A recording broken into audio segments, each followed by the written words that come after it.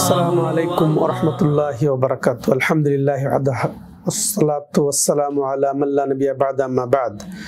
সম্মানিত দর্শক ও শ্রোতা মণ্ডলী, আল্লাহ রাব্বুল আলামিনের অশেষ মেহেরবানিতে আমরা রিয়াদুস্তদিরা ইসলামিক সেন্টার থেকে আপনাদেরকে জানাই অভিনন্দন। আমরা শুরু করতে যাচ্ছি আমাদের হজ প্যাকেজ সিরিজ আলোচনা। তো আজকে প্রথম পর্ব, আপনারা আশা করি আমাদের সাথে থাকবেন। তো আজকে যে কয়টি বিষয় নিয়ে আলোচনা হবে তা হলো হজের পরিচয়, হজের হুকুম, ফজিলত, হজের বিধিবদ্ধতার দলিল এবং হজের শর্তাবলী। তো আসেন আমরা সংক্ষেপে বিষয়গুলি নিয়ে আলোচনা করি। হজের পরিচয় কি? হজ এটা আরবি শব্দ, শাব্দিক অর্থ হচ্ছে ইচ্ছা, ইচ্ছা পোষণ করা, আল কাসদ, ইচ্ছা পোষণ করা। শরীয়তের পরিভাষায় নির্ধারিত স্থানে নির্ধারিত সময়ে কতিপয় ইবাদত আল্লাহর সন্তুষ্টির নিয়তে রাসূলুল্লাহ সাল্লাল্লাহু আলাইহি সাল্লামের তরিকায় পালন করার নাম হচ্ছে হজ। তো এখান থেকে মাশাআল্লাহ যে আল্লাহর সন্তুষ্টির নিয়তে ইখলাস ছাড়া হজ কবুল হবে না। শুধু হাজি হওয়ার জন্যে বা অন্য উদ্দেশ্যে হলে হজ কবুল হবে না। তেমনি ভাবে রাসূলের পদ্ধতিতেই হতে হবে, নির্ধারিত স্থানে যেতে হবে, নির্ধারিত সময় সম্পন্ন করতে হবে, আর নির্ধারিত যে কাজগুলো সেগুলোই পালন করতে হবে। এটা হচ্ছে হজের সংক্ষিপ্ত পরিচয়। সম্মানিত দর্শক ও শ্রোতা মণ্ডলী, এবার আসেন হজের হুকুম কি, হজ করাটা কি। প্রত্যেক সামর্থ্যবান মুসলমানের জন্য হজ ফরজ, জীবনে একবার, আর যতবার করবে সব পাবে। আর ইসলামের একটি রোকন, এটা সামর্থ্যবানদের জন্য হজ পালন করা এটা ইসলামের একটি রোকন। যেমন দলিল হিসেবে আমরা জানি সূরা বাকারার 196 নম্বর আয়াতে আল্লাহ বলছেন, ওয়ালিল্লাহি আলান নাসি হিজ্জুল বাইতি মান ইসতাতা ইলাইহি সাবিলা ওয়া মান কাফারা ফাইন্নাল্লাহা গানিয়ুন আনিল আলামিন। যে মানুষের মধ্যে যারা সামর্থ্য রাখে তাদের উপরে যে বাইতুল্লাহর জিয়ারত করা অপরিহার্য, জরুরি। অপরিহার্য হওয়া সত্ত্বেও যারা হজ বিমুখ, তার হজ থেকে কেন আল্লাহ সমস্ত জগৎ থেকেই মুখাপেক্ষীহীন। তো সম্মানিত দর্শক ও শ্রোতা মণ্ডলী, তা অপরিহার্যতা বোঝা গেল। আর এছাড়াও ইসলামের 5টি রোকনের অন্যতম একটি রোকন, যেমন আব্দুল্লাহ ইবনে উমর রাদিয়াল্লাহু তাআলা আনহু বর্ণিত হাদিসে এসেছে, বুনিয়াল ইসলামু আলা খামস শাহাদাতি আল্লা ইলাহা ইল্লাল্লাহ ওয়া আন্না মুহাম্মাদার রাসূলুল্লাহ। এখানে শেষে দেওয়া আছে ওয়াল হজ। তো ইসলামের ভিত্তি 5টি বিষয়ের উপরে। তার মধ্যে প্রধান হচ্ছে সাক্ষ্য দেওয়া যে আল্লাহ ছাড়া সত্য কোনো মাবুদ নেই, মুহাম্মদ আল্লাহর রাসূল। তার সালাত কায়েম করা, শেষে বলা হয়েছে ওয়াল হজ, হজ করা। হজ এবং বিভিন্ন বর্ণনা আছে, ইনস্তাতা ইলাইহি সাবিলা, যদি হজ করো তাহলে যদি তোমার সামর্থ্য থাকে। সম্মানিত দর্শক ও শ্রোতা মণ্ডলী, এটা আমরা হুকুম জানলাম। এখন আসেন ফজিলত।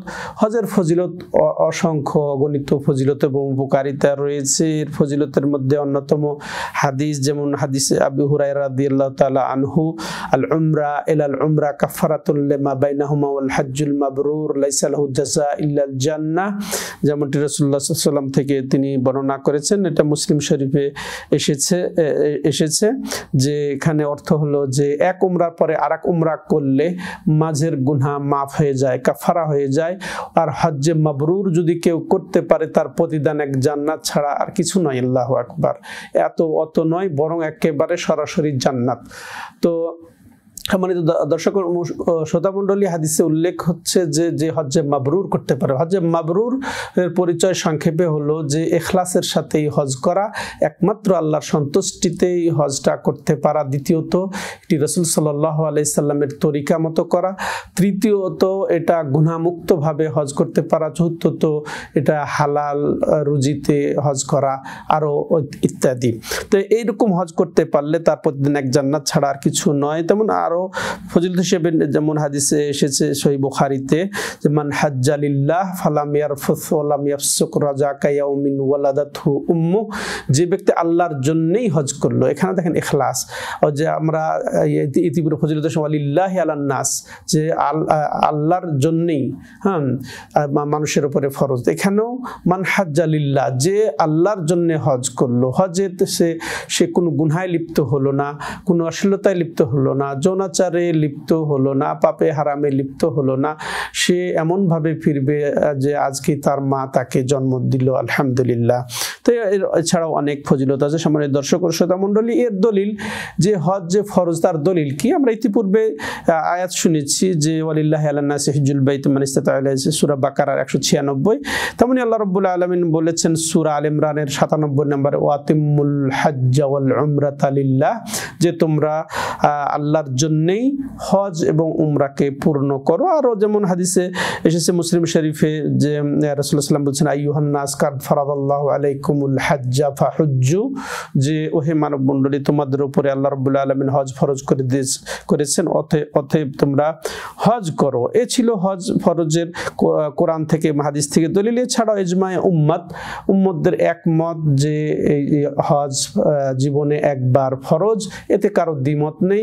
আর বিবেকসম্মত এটা বটে যে আল্লাহ রাব্বুল আলামিন আমাকে সামর্থ্য দিয়েছেন, ধন দিয়েছেন, সুস্থতা দিয়েছেন, তো হজে যাওয়াটা এটা যুক্তিযুক্ত বটে, এতে আমরা এটা পেলাম। এবার আসেন পরিশেষে আমরা যেটা শুনবো যে হজের শর্তাবলী। শর্ত সম্মানিত ভাইরা, মা লা ইউতিম্মুল মাশরুতু ইল্লা বিহি ফাহুয়া শর্ত। তো শর্ত কাকে বলে? যে যেটা উদ্দিষ্ট জিনিস, যেটা আপনি পূর্ণ করতে চাচ্ছেন, যেটা আপনি করতে চাচ্ছেন, যে এটা অন্য আরেক কারণে যদি সেটা পূর্ণ না হয়, সেটাও ওটা ফরজ বা ওটাকে শর্ত বলা হয়। যেমন মনে করেন আপনি সলাৎ পড়তে চাচ্ছেন, সরাসরি সলাৎ শুরু করে দিলে কি হবে? যেটা ছাড়া সলাৎ হবে না সেটাই হচ্ছে শর্ত। সেটা হচ্ছে কি? পবিত্রতা অর্জন বা অজু। আর বড় নাপাকি থেকে নাপাকি হলে তাহলে গোসল, তাহলে এটা হচ্ছে শর্ত। অজু বা গোসল এটা হচ্ছে শর্ত কিসের? সলাতের। তেমনি হজেরও কিছু শর্ত রয়েছে। তো এই শর্ত আবার বিভিন্ন ধরনের হয়ে থাকে। হজ শুদ্ধ হওয়া না হওয়া, তো কিছু শর্ত আছে যা ছাড়া শুদ্ধ হবে না হজ, তাকে হজ সেটাকে শরুত সিহা বলে। শরুতুল ইজজাও আছে দ্বিতীয়ত, সেটা হচ্ছে কি যে হজটা হয়ে যাবে, শুদ্ধ হয়ে যাবে, কিন্তু আপনার ফরজ আদায় হবে না, এরকম আর কিছু শর্ত আছে। আর কিছু আছে যে ফরজ হওয়ার জন্য শর্ত আছে। তাহলে তিন ভাবে আমরা সংক্ষেপে শুনবো। প্রথমে আসেন আমরা যে হজ শুদ্ধ হবে না কার? কাফেরের হজ শুদ্ধ হবে না যতক্ষণ সে ইসলাম কবুল করবে না। তেমনি ভাবে কেউ যদি হজে যেও সে শিরকে লিপ্ত হয়, কুফরিতে লিপ্ত হয়, তাইলেও তার হজ হবে না। কারণ যে শিরক কুফর এটা ইসলাম বিনষ্টকারী কারণ। মুসলমান হওয়া শর্ত, তাই আমরা প্রথম জানলাম। তো এবং মুসলমান থাকাও শর্ত। মুসলমান থাকা অবস্থায় তাকে হজ করতে হবে, এর উপরে অটল থাকতে হবে। তো যেমন কেউ যদি মনে করেন আল্লাহ ছাড়া অন্যের কাছে চাইলো, অন্যকে ডাকলো, অন্যের কাছে প্রার্থনা করলো, অন্যের কাছে জান্নাত চাইলো, অন্যের সুপারিশ কামনাও যদি করে কোনো মৃত ব্যক্তির কাছে, কারণ যে আল্লাহ ছাড়া কেউ সুপারিশের মালিক নয়, অধিকারী নন। যে আল্লাহর বললাম যাকে, যেমন আল্লাহ বলছেন কুল্লিল্লাহি শাফাআতু জামিয়া, বলো যে আল্লাহর জন্যই শাফাআতের সম্পূর্ণ অধিকার। মানজাল্লাযী ইয়াশফাউ ইনদাহু ইল্লা বিইযনিহি, কে সে আছে যে তার অনুমতি ছাড়া সুপারিশ করবে। অতএব সুপারিশ কেউ যদি ওলির কাছে চায় তাহলেও সেটা শিরক হবে, সে ইসলাম থেকে বেরিয়ে যাবে। এমনকি নবীর কাছে যদি মসজিদের নববীতে গিয়ে ওখানে যদি রাসূলের কবর জিয়ারত করতে গিয়ে রাসূলকে সম্বোধন করে ডেকে যদি বিপদ আপদ মুক্তি কামনা করে, জান্নাত কামনা করে, এমনকি তার সুপারিশও কামনা করে, সেটাও শিরক হবে। এই জন্যই যে শাফাআতের অধিকারও আল্লাহর কাছে চাইতে হবে নবীর সুপারিশ, যে আল্লাহ তুমি তোমার নবীর সুপারিশ আমার নসিবে রেখো, এভাবে। তো তাইলে আমরা যে কি বলছিলাম যে শুদ্ধ হবে না যদি কাফের হজ করে, তেমনি ভাবে হজে যে যদি অন্য কাউকে ডাকে, যেমন জিলানিকে ডাকে, ইয়া আলী ডাকে, ইয়া হোসেন ডাকে, তাহলে সেগুলো তার হজ বাতিল হয়ে যাবে, তার হজ কবুল হবে না। সম্মানিত দর্শক ও শ্রোতা মণ্ডলী, তেমনি ভাবে বিবেকসম্মত হতে হবে। দ্বিতীয় হজ শুদ্ধ হওয়ার জন্য বিবেক থাকতে হবে, জ্ঞান থাকতে হবে, পাগল হজ করলে হবে না। যেমন রাসূলুল্লাহ সাল্লাল্লাহু আলাইহি সাল্লাম বলেছেন যে রুফি আল কালামু আন সালাসা আনিল মাজনুনি হাত্তা ইয়াফিক, যেটা আবু দাউদ, তিরমিজি, ইবনে মাজাতে এসেছে। তো তাহলে পাগলের উপরে বা অজ্ঞানের উপরে হজ ফরজ নয়, হজ শুদ্ধ হবে না করলে, তাহলে অবশ্য স্বজ্ঞানে হজ করতে হবে, এটাও তাহলে হজ শুদ্ধ হওয়ার জন্য শর্ত। তাহলে হজ এটা যথেষ্ট হয়ে যাওয়া, হজ শুদ্ধ হবে কিন্তু যথেষ্ট হবে না, যে যত এটা সে যখন আবার করতে হবে ফরজ। যেমন কে যদি কোনো দাস হজ করে তাহলে তার হজটা শুদ্ধ হবে বটে কিন্তু ফরজ আদায় হবে না, সে স্বাধীন হয়ে গেলে আবার হজ করবে। তেমনি ভাবে অপ্রাপ্ত বয়সী যদি কেউ হজ করে তাহলে তার হজ শুদ্ধ হবে বটে কিন্তু ফরজ আদায় হবে না, প্রাপ্ত বয়সী হলে সে হজ করে নেবে।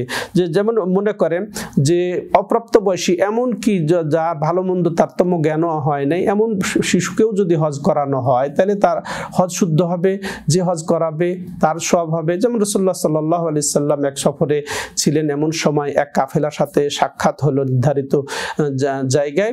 তো রাসূলুল্লাহ সাল্লাল্লাহু আলাইহি সাল্লাম তাদেরকে জিজ্ঞাসা করলেন যে তোমরা কারা?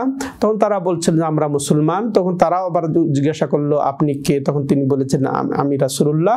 এরপরে তার মধ্যে এক মহিলা তার বাচ্চাকে উঠিয়ে নিয়ে বলছেন আলাহু হজ, এর কি হজ আছে? তো রাসূলুল্লাহ সাল্লাল্লাহু আলাইহি ওয়াসাল্লাম উত্তর দিয়েছিলেন নাম ওয়ালাকে আজর, যে হ্যাঁ তার হজ আছে, তোমার জন্য এটা সব হবে। সম্মানিত দর্শক শ্রোতা মণ্ডলী, যে হাদিসটি সহিহ মুসলিমে এসেছে। তাহলে এটা আমরা প্রাপ্ত বয়স হওয়ার পরে আবার তার হজটাকে কবুল, তাহলে হজ হওয়ার জন্য তাহলে তাদেরকে আবার পুনরায় করতে হবে। আর শেষ বিষয় যেটা হজ ফরজ হওয়ার জন্য শর্ত আমরা শুনবো।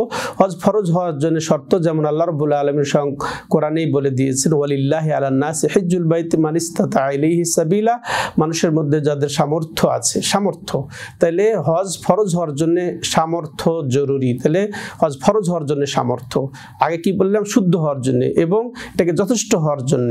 এবার সামর্থ্য, এটা হজ ফরজ হওয়ার জন্য সামর্থ্য মূলত দুইটা বলতে পারি, যে একটা হচ্ছে যে দৈহিক সামর্থ্য, আর্থিক সামর্থ্য, নারী পুরুষ উভয়ের জন্য দৈহিক সামর্থ্য এবং আর্থিক সামর্থ্য হবে লাগবে।